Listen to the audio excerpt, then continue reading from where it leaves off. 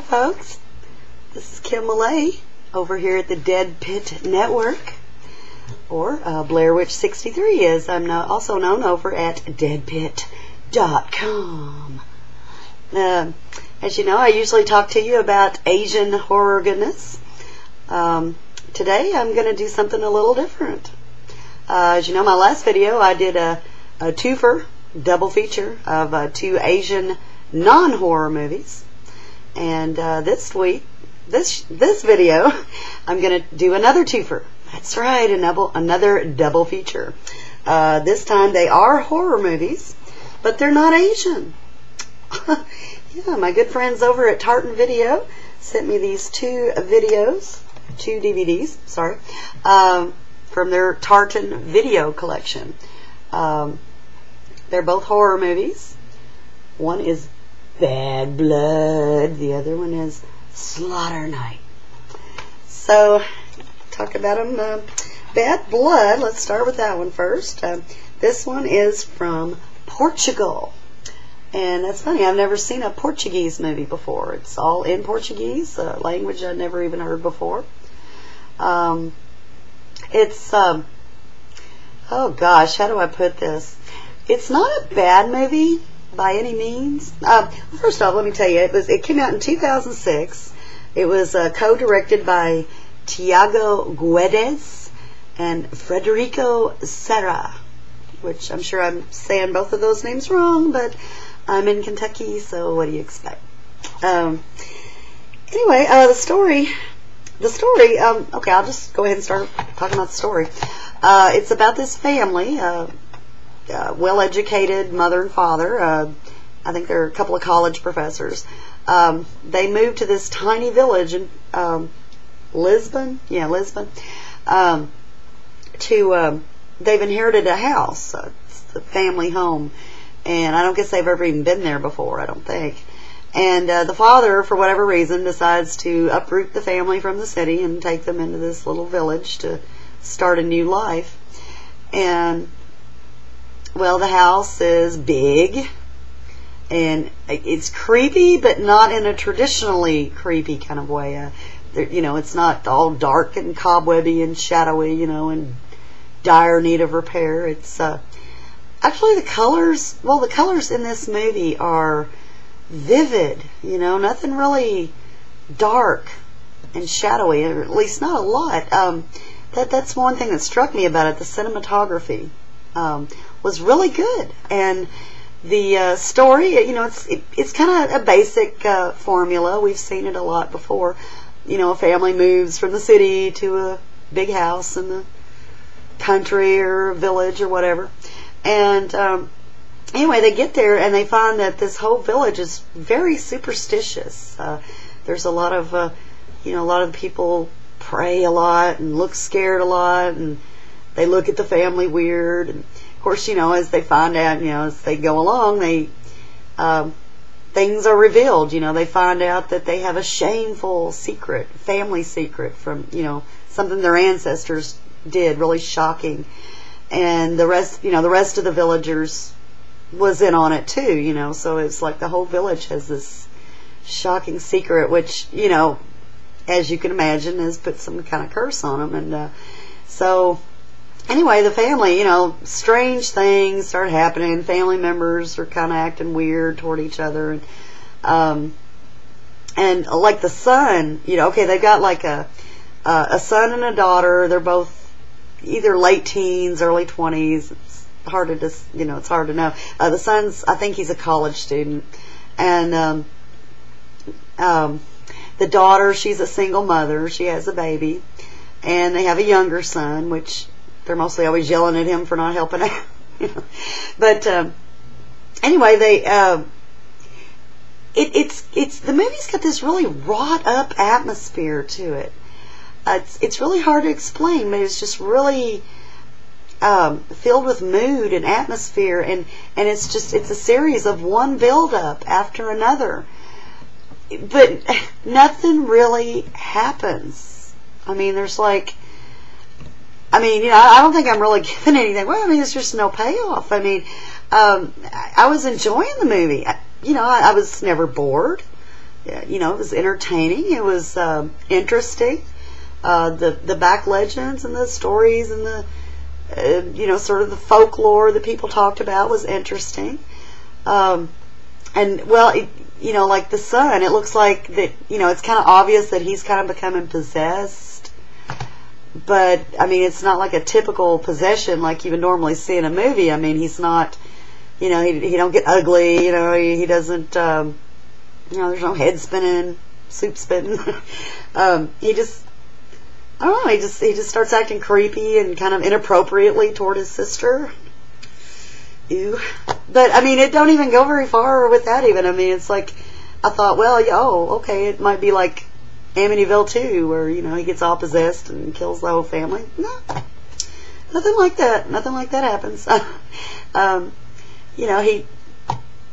I don't know. It's like he just basically he's acting like a dick. He doesn't really get scary. But I mean, I don't know. It's a really weird feeling I had about this movie because I mean it wasn't bad. I mean, I'd recommend it to anybody that just wanted to watch a good movie full of atmosphere. But if you're looking for scares or gore of any sort, look elsewhere. But this movie also it took away a couple of Golden Globes in Portugal, for Best Actor and Best Film. So anyway, Bad Blood, not bad. Okay, now the next film I'm going to talk about. This is from the Netherlands, so the language is Dutch, and I'm talking, of course, about Slaughter Night. This one this came out in 2006, and it also had two directors, strangely enough. Co-directors Frank van Jelleben, I guess, and Edwin Visser. Once again, I'm saying these wrong, I know it. But anyway, Slaughter Night, it's more of a horror movie than Bad Blood was. There's a lot more going on in it. This group of young people, they find themselves down in these mines. They're on vacation. They're taking some sort of tour of these closed down mines that had been closed since the 80s. And these mines were known for back in the 1800s. They used to send condemned prisoners down there. I mean, they would volunteer for the job. They were either going to be hung. These were like murderers. That were either going to be hung, or they could volunteer for the job of going down in these mines and detecting these leaks, dangerous methane leaks, and then setting them off so that the innocent miners wouldn't have to worry so much about explosions down there. Which, I don't know, it seemed like a good idea. They had a choice. They could be hung, or they could go down there and set off these explosions. And the thing is, if they survived the explosions, then they were to be pardoned. Their crimes forgiven. But the catch is, nobody ever survived it. So anyway, these people that go down in the mines are sort of all typical slasher genre victims. And they go down there, and as you can imagine, things go wrong. It's not a typical, excuse me. It's not a, it's not going to be a fun time down in the mines. Their guide, they get left down there, and the guide tries to get them out, and he gets killed, and so, they're having to kind of fend for themselves down there. And while they're down there, of course, the vengeful spirit of one of the most notorious criminals that died down there, Andres Martins, is among them and ready to kill again. He had been a child murderer back around this time.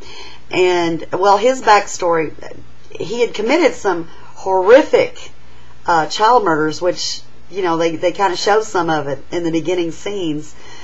Very disturbing stuff. He would kidnap these children and, cut off their heads and put them on sticks and arrange them in a way. What he was doing was some sort of voodoo ritual to where he could go to hell and come back from hell if he wanted to. And the reason he wanted to do this is I won't give it away, but it's hilarious, I thought. I mean, it was a really strange backstory mixture of horrifying, crime against the really silly and kind of hilarious reason he was doing it. So that was strange. But anyway, the people that they go down there, they get caught, they get stuck, and one by one they start getting possessed by the vengeful spirit of Andres Martins. And it was sort of reminiscent of the Evil Dead during those possession parts. A lot more colorful possessions than in the first, than in Bad Blood. These people actually got scary, and when they get possessed, their main thing to do, their main goal was to inflict as much bodily harm on the rest of the people down there as they can. So, they get these people trying to hide from the possessed people and defeat them and try to figure out a way out of it. And so, it's a decent movie. There's some, I wouldn't say it was really scary, but if you're a fan of slashers or movies like that where people are kind of holed up and being threatened by a menacing presence, then I'd recommend it. It's a pretty decent film. So anyway, those are the twofers for this week. Join me next time. I'll be back for more Asian horror goodness. And be sure to check out Deadpit.com every Friday, where you can hear the very best and the very first innovators of horror talk radio, the Creepy Kentuckian and Uncle Bill. And so anyway, oh yeah, they're doing the whole December to Dismember thing this month, so be sure and check them out, and be sure to check out all the other videos on the Dead Pit Network. Not just mine, but there's some really entertaining ones, by, of course, the Creepy Kentuckian and Uncle Bill, as well as J Real, and just really good videos over there. So check them out, and I'll see you next time over here at Kim's Asian Corner of Hell, and it will be Asian next time. So anyway, see y'all later.